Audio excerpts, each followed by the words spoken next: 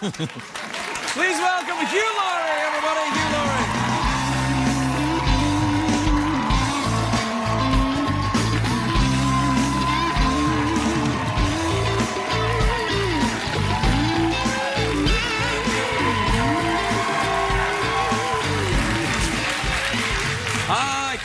Hugh, it's lovely to see you. I haven't seen you in such a long time. Very long time. And I'm always happy to see you with an English accent and your leg all better. Thank you. Yeah, Thank you. It's nice. This house thing is a monster. It's great. It's huge. Well, you know, it sort of goes on a bit. Yeah, it's doing very well. Yeah. You probably could control the entire Fox network now. You've got them over a barrel. I have got them over a barrel. That's where I've got them. No, I mean, we play our humble part. In the large family that is Fox. Well, listen, hey, I haven't seen you for a long... Have you been here since we did the show with Stephen Fry? No, I haven't. Oh, we did the show one night, and Stephen came in and we didn't have an audience. And he talked for... the whole show? The whole show. Well, do you know what? Which I don't plan to do. But. Well, yeah. But you see, what we did tonight is that we invited you here because you and Stephen have been friends for a long time. Indeed. And I've got an audience that's kind of like not having an audience. Really? Can't you hear? Well, where I come from, this is rather a warm and vivacious crowd.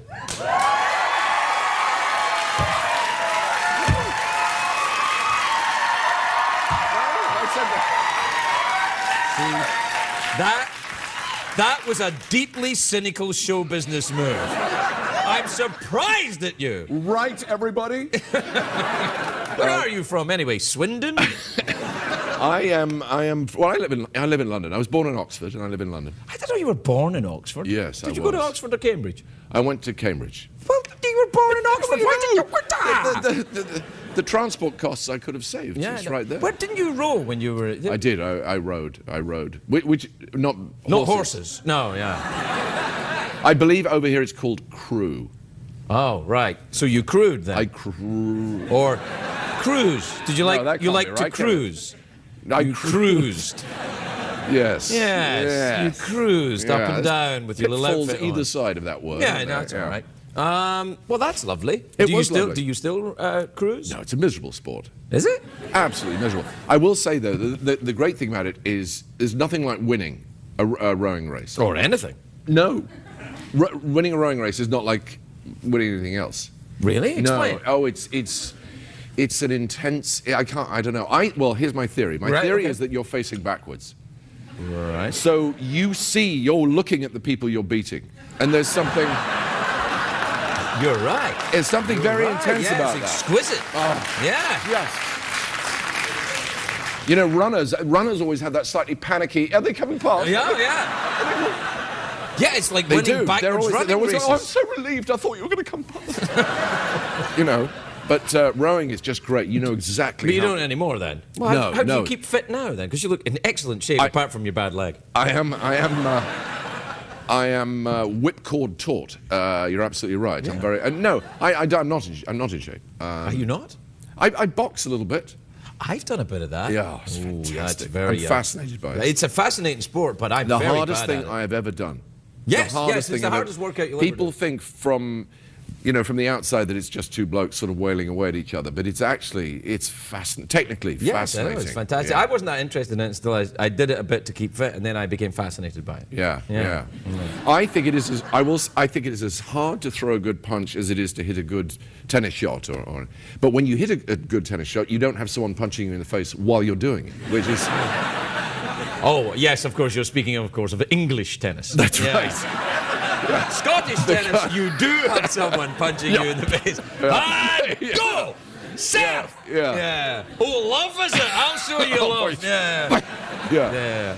So, I didn't know you still lived in London, so you come over and do this? Well, I suppose I have to say London is where my heart is. I think of that. Of course. Because I still haven't really got used to the idea of being here, this going on. I still think of it as... I think the house show is probably going to go. Do you think it's going to make it?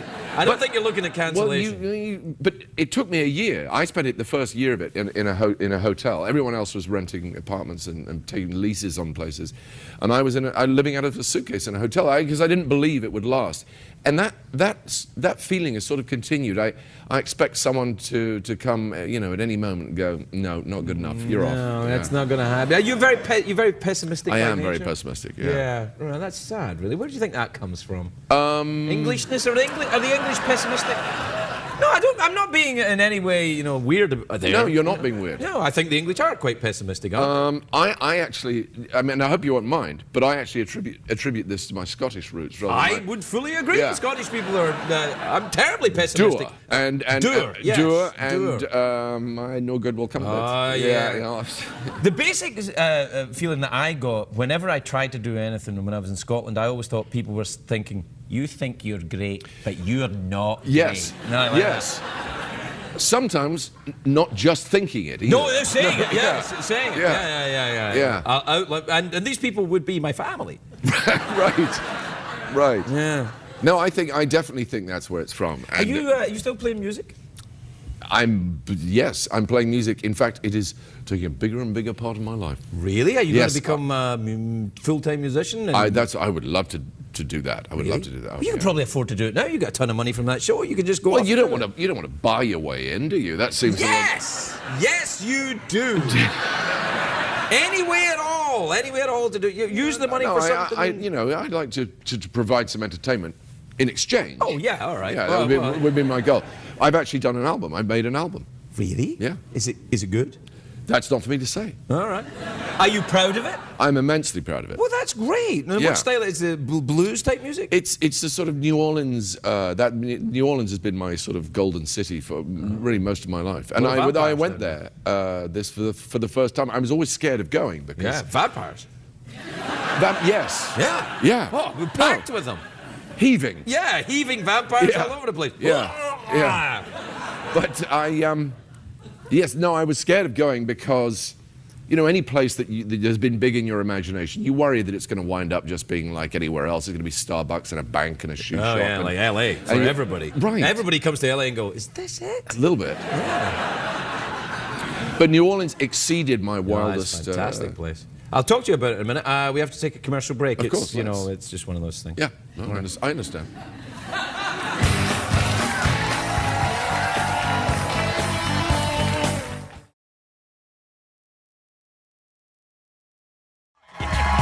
That's an interesting thing. I kind of walked away from it. Someone was telling me, it was so... Yeah, no, absolutely. Yeah, welcome back, everybody. You and I don't really talk when the cameras are off. But so you were talking about New Orleans then, and the vampires that are now part of your act. You play the piano, and the vampires come out, they sing, and you take your top off. Near enough. Okay, yeah. Near enough. It's called The Aristocrats, something like that? Oh, if only I'd... No. No, it's called Let Them Talk. Let Them Talk's the name of the band? Yeah. No, the album is called Let Them Talk. Oh, is it just like Hugh Laurie? The band is called Hugh Laurie, yeah. Well, that must get confusing if your name is Hugh Laurie and the band is also called Hugh Laurie. Well, no, the band was called Hugh Laurie before they knew I existed. That's how I got the job. Coincidence. I answered a thing in Variety. There was a little ad in the back pages, and I thought, well, that's sort of tailor-made for me. Well, yeah. Couldn't ask for something more appropriate, really. A band already called Hugh Laurie. You just walk right in, play the piano. No, they still made me go through 3 auditions. And a callback. Yeah, we're seeing a couple of other Hugh Lauries, and you're not bad. Yeah. So do you write all this music then? No, this is old time, sort of 20s and 30s, and a little bit later, but sort of. This is old music. This is old music that I've sort of. It's what I've listened to since I was a kid, and what I really love to listen to. Would you consider throwing a bit of rap or hip hop in there? Jazz it up a little bit. Do you have any about you? I mean, no. No. There's nothing hip on this show, remotely anywhere. Maybe the skeleton. Nicely taken. Yeah. No, there's nothing hip on the record or hop either. Right. It's. Are you going to be playing live? You're going to do? Yeah, I'm going to have to do a little bit of that. I think it's great. I think it's really good. What I'm really hoping for is to have a man behind the curtain who'll do it. He'll do it for me. I think I will actually have to do it live. Yeah. Yeah, you have to play the piano. That's the whole point of being a musician. You have to sit down and play. That's what I now discover. Yeah. You just can act playing the piano. Well, those days are gone. Yes, I know. darn it. Yeah, no, it'd be all right. But no, I'm looking forward to it. I mean, it's very sort of exposing. I think I'm to actually perform music. There's something about and stand up too, I suppose. Yeah, stand up. Well, yeah, that's you know, you're bearing your soul a little bit. Well, yeah. No. No, you are, I think, I suppose. Not so much necessarily on TV, but when you do it live, I mean, it's it's a very different thing. Also, I like to cuss a lot when I do stand-up live. Do you cuss a lot when you're playing the piano live? Ay, caramba! Playing the piano! What's that coming, I go? What's that coming, I go? They're actually, on my piano, 6 of the keys actually make that noise. Do they really? Yeah. They're terribly nice. Yeah. One of them old 1920s cussing pianos. Oh, with the pedals, yeah. Hey, have you ever been down to Texas? Yes, I have. When I went to New Orleans, I drove through Texas. You drove? Yeah, I bought a car in Austin, and I drove through Texas, and I played some music in Texas. Really? And this is absolutely true. I thought, well, you know, here I am with my dainty English ways. I better find out what Texan musical tastes really run to these days. Right. So I went online and I looked at the you know, the Billboard charts for that week's week's Texas pop chart, and the #1 song. And I'm not joking. The #1 song was "Ow, I'm from Texas." That was actually the title of it. That's fantastic. Yeah. And See, how can you not love these people? Exactly. So I put away my accordion. I thought that's not quite going to. That's not going to cut it here. No, that would be great. No, you should go and do it. I think there'll be. Look, musicians love music. They do, and I completely agree with you. The Texans could not have been more hospitable, more friendlier. I mean, I absolutely love the place. Do you know? But I always thought about Texas. When I was a kid, I thought of all America was like Texas. Right. I thought everyone in America was the kind of stereotypical Texan with a big hat and guns and a moustache. And ooh la la, I'm from Texas. Right. Yeah. And now I find out it's not only even parts of Texas like that. Yeah. Although I heard a good word the other day. Someone who just spent a bit of time in Texas, who they got directions. They got lost and they got directions. They stopped, and this woman said, "You want to go 3 Farsees down?" And my friend said, "So I want to go what? 3? What's a Farsi? You go as far as you can see 3 times." I mean, that's beautiful. That's adorable. Isn't that great? That's adorable. I think that's beautiful. Now listen, we're out of time here. Right. But we usually end awkward pause or mouth organ. Now, here's the thing. Yeah. Here's the thing. Yeah. 3 times in the history of this show, if the guest can actually play the mouth organ, we have a very expensive golden mouth organ from Switzerland.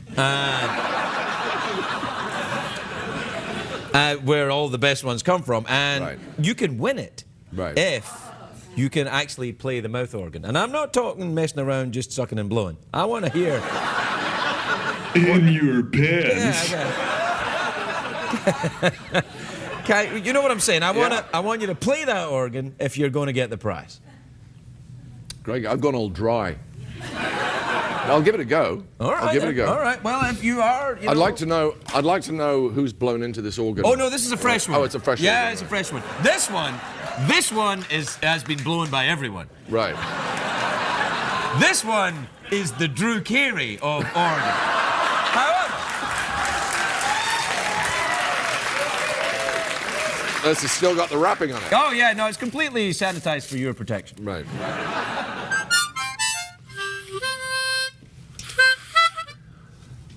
Yeah, and I really hope you can win this thing. This was the cheaper end of the scale, wasn't it? Yeah, but all right. that all changes if you win.